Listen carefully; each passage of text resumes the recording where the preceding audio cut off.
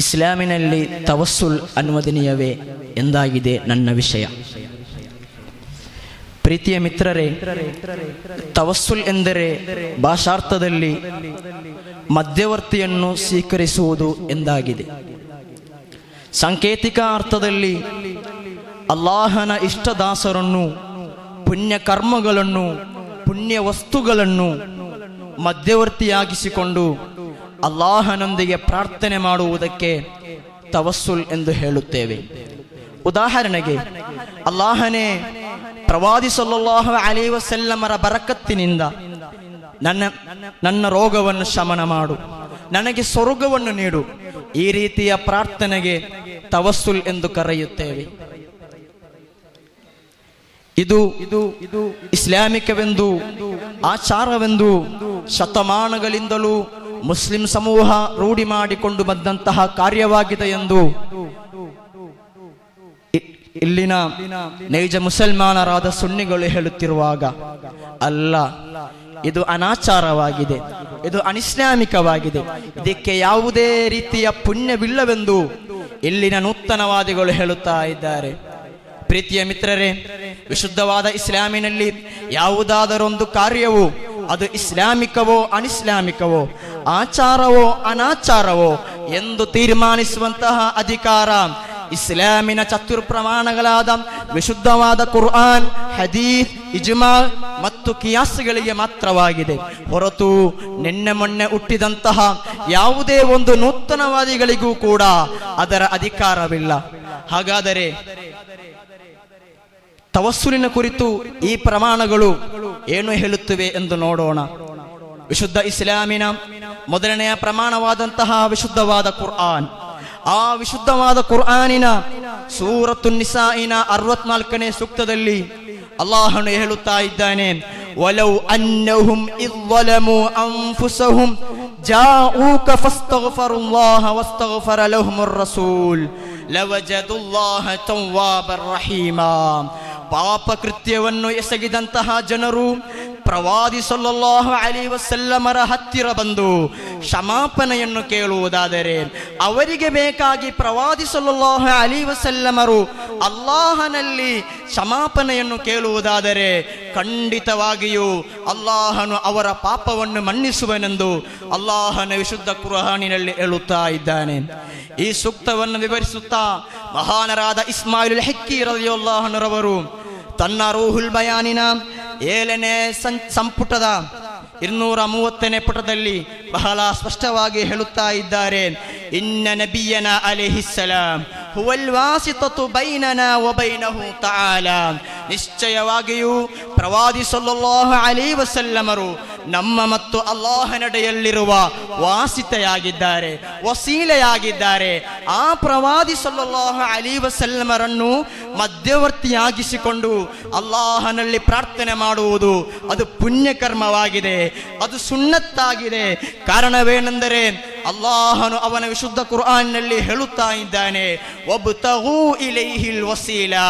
ನೀವು ಪ್ರಾರ್ಥನೆ ಮಾಡುವ ಮುನ್ನ ನೀವೊಂದು ವಸೀಲೆಯನ್ನು ಸ್ವೀಕರಿಸಬೇಕು, ಮಧ್ಯವರ್ತಿಯನ್ನು ಸ್ವೀಕರಿಸುತ್ತಾ ನಂತರ ನೀವು ಅಲ್ಲಾಹನಲ್ಲಿ ಪ್ರಾರ್ಥನೆ ಮಾಡಬೇಕೆಂದು ಅಲ್ಲಾಹನು ಅವನ ವಿಶುದ್ಧವಾದ ಕುರ್ಆನಿನಲ್ಲಿ ಆಹ್ವಾನವನ್ನು ನೀಡುತ್ತಾ ಇದ್ದಾನೆ ಎಂದು ಮಹಾನರಾದ ಇಸ್ಮಾಯಿಲ್ ಹಿಕ್ಕಿ ರಲಿಯಲ್ಲಾಹು ಅನ್ಹು ಹೇಳುತ್ತಾ ಇದ್ದಾರೆ. ಪ್ರೀತಿಯ ಮಿತ್ರರೇ, ಆದ್ದರಿಂದ ವಿಶುದ್ಧವಾದ ಇಸ್ಲಾಮಿನ ಮೊದಲನೇ ಪ್ರಮಾಣವಾದಂತಹ ವಿಶುದ್ಧವಾದ ಕುರ್ಆನಿನ ಮೂಲಕ ತವಸ್ಸುಲ್ ಎಂಬುದು ಅದು ಇಸ್ಲಾಮಿಕವಾಗಿದೆ, ಅದು ಆಚಾರವಾಗಿದೆ, ಅದು ಪುಣ್ಯಕರ್ಮವಾಗಿದೆ ಎಂದು ಬಹಳ ಸ್ಪಷ್ಟವಾಗಿ ಮನದಟ್ಟಾಗುತ್ತಿದೆ.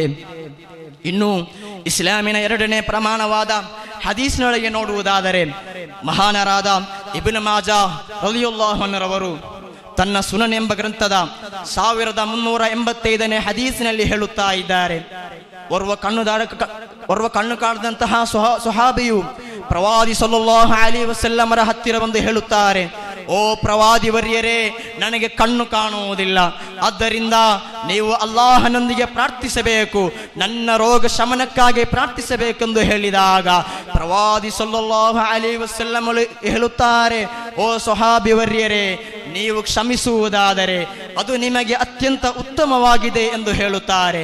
ನಂತರವೂ ಕೂಡ ನನಗೆ ಬೇಕಾಗಿ ಪ್ರಾರ್ಥಿಸಬೇಕೆಂದು ಮನವಿ ಮಾಡಿದಾಗ ಪ್ರವಾದಿ ಸಲ್ಲಲ್ಲಾಹು ಅಲೈಹಿ ವಸಲ್ಲಂ ಅವರು ಹೇಳುತ್ತಾರೆ, ನೀನು ಮೊದಲು ಪರಿಪೂರ್ಣವಾದ ರೀತಿಯಲ್ಲಿ ಉಲು ಅನ್ನು ನಿರ್ವಹಿಸಿ, ನಂತರ 2 ರಕಾಅತ್ ನಮಾಜನ್ನು ನಿರ್ವಹಿಸಿ, ನಂತರ ಈ ಪ್ರಾರ್ಥನೆಯನ್ನು ಪ್ರಾರ್ಥಿಸಬೇಕೆಂದು ಪ್ರವಾದಿ ಸಲ್ಲಲ್ಲಾಹು ಅಲೈಹಿ ವಸಲ್ಲಂ ಅವರು ಆ ಪ್ರಾರ್ಥನೆಯನ್ನು ಹೇಳಿಕೊಡುತ್ತಾರೆ. ಅದೇನೆಂದರೆ, ಅಲ್ಲಾಹುಮ್ಮ ಇನ್ನಿ ಅಸ್ಅಲುಕ ವ ಅತವಜ್ಜಹು ಇಲೈಕ ಬಿ ಮುಹಮ್ಮದಿನ್ ನಬಿಯ್ಯಿರ್ ರಹ್ಮಾ. ಅಲ್ಲಾಹನೇ, ಲೋಕದ ಅತ್ಯಂತ ದೊಡ್ಡ ರಹ್ಮತ್ತಾದ ಪ್ರವಾದಿ ಸಲ್ಲಲ್ಲಾಹು ಅಲೈಹಿ ವಸಲ್ಲಂ ಅವರನ್ನು ಮಧ್ಯವರ್ತಿಯಾಗಿಸಿಕೊಂಡು ನಾನು ನಿನ್ನಲ್ಲಿ ಬೇಡುತ್ತಾ ಇದ್ದೇನೆ. ಯಾ ಮುಹಮ್ಮದ್ ಇನ್ನಿ ಕದ್ ತವಜ್ಜಹತು ಬಿಕ ಇಲಾ ರಬ್ಬಿ ಹಾಜತಿ ಹಾದಿಹಿ ಲಿತುಕುಲಾ. ಓ ಪ್ರವಾದಿ ಸಲ್ಲಲ್ಲಾಹು ಅಲೈಹಿ ವಸಲ್ಲಮರೇ, ನಿಮ್ಮನ್ನು ಮಧ್ಯವರ್ತಿಯಾಗಿಸಿಕೊಂಡು ಅಲ್ಲಾಹನೊಂದಿಗೆ ಪ್ರಾರ್ಥನೆ ಮಾಡಲು ನಾನು ತಯಾರಾಗಿದ್ದೇನೆ. ಆದ ಕಾರಣ ಅಲ್ಲಾಹುಮ್ಮ ಫಶಫಿಹು ಫಿಯಾ, ಅಲ್ಲಾಹನೇ ನನ್ನ ರೋಗವನ್ನು ಶಮನ ಮಾಡು ಎಂದು ಆ ಸ್ವಹಾಬಿ ವರ್ಯರು ಪ್ರಾರ್ಥಿಸಿದಾಗ ತಕ್ಷಣವೇ ಆ ಸ್ವಹಾಬಿ ವರ್ಯರ ರೋಗವು ಶಮನವಾಗುತ್ತದೆ. ಪ್ರೀತಿಯ ಮಿತ್ರರೇ, ವಿಶುದ್ಧವಾದ ಇಸ್ಲಾಮನ್ನು ಪರಿಪೂರ್ಣವಾದ ರೀತಿಯಲ್ಲಿ ತೋರಿಸಿಕೊಟ್ಟಂತಹ ವಿಶುದ್ಧವಾದ ಇಸ್ಲಾಮಿನಲ್ಲಿ ಯಾವುದು ಅನಾಚಾರ, ಯಾವುದು ಅವರೊಂದಿಗೆ ಸಹಾಯವನ್ನು ಅಭ್ಯರ್ಥನೆ ಮಾಡುವುದು, ಅವರೊಂದಿಗೆ ಶಫಾಅತನ್ನು ಕೇಳುವುದು, ಪ್ರವಾದಿ ಸಲ್ಲಲ್ಲಾಹು ಅಲೈಹಿ ವಸಲ್ಲಂ ಅವರನ್ನು ಮಧ್ಯವರ್ತಿಯಾಗಿಸಿಕೊಂಡು ಅಲ್ಲಾಹನೊಂದಿಗೆ ಪ್ರಾರ್ಥನೆ ಮಾಡುವುದು ಅದು ಅನುವದನೀಯವಾಗಿದೆ. ಮಾತ್ರವಲ್ಲ, ಅಲ್ ಮಅರೂಫತು ಮಿನಲ್ ಅಂಬಿಯಾಇ ವಲ್ ಮುರ್ಸಲೀನ್ ವಸಿಯರ್ ಸಲಫಿ ಸ್ಸಾಲಿಹೀನ್ ವಲ್ ಉಲಮಾಇ ವಲ್ ಅವಾಮ್ ಮಿನಲ್ ಮುಸ್ಲಿಮೀನ್. ಇದು ಇಲ್ಲ ಸಲ್ಲದ ಅಂತಕಂತಗಳನ್ನು ರೂಪಿಸಿದ್ದಲ್ಲ, ಹೊರತು ಇದು ಅಂಬಿಯಾಗಳ ಚರ್ಯೆಯಾಗಿದೆ, ಇದು ಇಮಾಮರುಗಳ ರೂಢಿಯಾಗಿದೆ, ಇದು ಪೂರ್ವಿಕರಾದ ಮುಸಲ್ಮಾನರು ನಮಗೆ ತೋರಿಸಿಕೊಟ್ಟಂತಹ ಕಾರ್ಯವಾಗಿದೆ. ನಂತರ ಹೇಳುತ್ತಿದ್ದಾರೆ, ವಲಂ ಯುಂಕಿರ್ ಅಹದುನ್ ದಾಲಿಕ. ಇದನ್ನು ಯಾವೊಬ್ಬ ವ್ಯಕ್ತಿಯೂ ಕೂಡ, ಯಾವೊಬ್ಬ ಪಂಡಿತರು ಕೂಡ, ಯಾವೊಬ್ಬ ಮುಸಲ್ಮಾನರು ಕೂಡ ಇದನ್ನು ವಿರೋಧಿಸಿಲ್ಲ. ಹತ್ತಾ ಜಾ ಇಬ್ನು ತೈಮಿಯ್ಯ, ನೂತನವಾದಿಗಳ ನೇತಾರನಾದಂತಹ ಇಬ್ನು ತೈಮಿಯ್ಯ ಬರುವವರೆಗೂ ಯಾವೊಬ್ಬ ವ್ಯಕ್ತಿಯೂ ಕೂಡ ಇದನ್ನು ವಿರೋಧಿಸಿಲ್ಲ ಎಂದು ಬಹಳ ಸ್ಪಷ್ಟವಾಗಿ ಹೇಳುತ್ತಾ ಇದ್ದಾರೆ. ಒಟ್ಟಿನಲ್ಲಿ ಹೇಳಬೇಕಾದರೆ ವಿಶುದ್ಧವಾದ ಇಸ್ಲಾಮಿನ 3 ಪ್ರಮಾಣಗಳ ಮೂಲಕವೂ ವಿಶುದ್ಧವಾದ ತವಸ್ಸುಲ್ ಎಂಬುದು ಅದು ಆಚಾರವಾಗಿದೆ, ಅದು ಇಸ್ಲಾಮಿಕವಾಗಿದೆ, ಅದು ಪುಣ್ಯಕರ್ಮವಾಗಿದೆ. ಶತಮಾನಗಳಿಂದಲೂ ಮುಸ್ಲಿಂ ಸಮೂಹವು ತೋರಿಸಿಕೊಟ್ಟಂತಹ ಒಂದು ಕಾರ್ಯವಾಗಿದೆ ಎಂದು ಬಹಳ ಸ್ಪಷ್ಟವಾಗಿ ಮನದಟ್ಟಾಗುತ್ತದೆ. ಪ್ರೀತಿಯ ಮಿತ್ರರೇ, ಖೇದಕರವಾದ ವಿಷಯವೇನೆಂದರೆ ತವಸ್ಸುಲನ್ನು ವಿರೋಧಿಸುವ ಸಲುವಾಗಿ ಇಲ್ಲಿಯ ನೂತನವಾದಿಗಳು ವಿಶುದ್ಧವಾದ ಕುರ್ಆನಿನಲ್ಲಿರುವ ವಲ್ಲದೀನ ಇತ್ತಖದು ಮಿನ್ ದೂನಿಹಿ ಔಲಿಯಾ ಅಲ್ಲಾಹು ಹಫೀಜುನ್ ಅಲೈಹಿಂ ವಮಾ ಅಂತ ಅಲೈಹಿಂ ಬಿವಕೀಲ್ ಎಂಬ ಸೂಕ್ತವನ್ನು ಓದುತ್ತಾ ಅಲ್ಲಾಹನಲ್ಲದೆ ಇತರರನ್ನು ಮಧ್ಯವರ್ತಿಯನ್ನಾಗಿ ಮಾಡಬಾರದು ಎಂಬ ದುರ್ವ್ಯಾಖ್ಯಾನವನ್ನು ನೀಡುತ್ತಾ ಇಲ್ಲಿನ ಅಮಾಯಕರಾದ ಮುಸಲ್ಮಾನರನ್ನು ದಾರಿ ತಪ್ಪಿಸುವಂತಹ ಪ್ರಯತ್ನಗಳು ನಿರಂತರವಾಗಿ ನೂತನವಾದಿಗಳು ಮಾಡುತ್ತಾ ಇದ್ದಾರೆ. ಆದರೆ ಅದರ ನಿಜವಾದ ಅರ್ಥವನ್ನು ಮಹಾನಾದ ಇಮಾಮ್ ತಬೀರ್ ರಲಿಯಲ್ಲಾಹು ಅನ್ಹು ಅವರು ಹೇಳುತ್ತಾ ಇದ್ದಾರೆ, ವಲ್ಲದೀನ ಇತ್ತಖದು ಮಿನ್ ದೂನಿಹಿ ಐ ಮಿನ್ ಮುಶ್ರಿಕ ಕೌಮಿಕ. ನಿಮ್ಮ ಸಮೂಹದಲ್ಲಿರುವ ಮುಶ್ರಿಕನ್ನು ನೀವು ಮಧ್ಯವರ್ತಿಯನ್ನಾಗಿ ಮಾಡಬಾರದು ಎಂದಾಗಿದೆ ಎಂದು ಮಾತ್ರ ಹೇಳುತ್ತಾ ನನ್ನ ಮಾತಿಗೆ ವಿರಾಮ.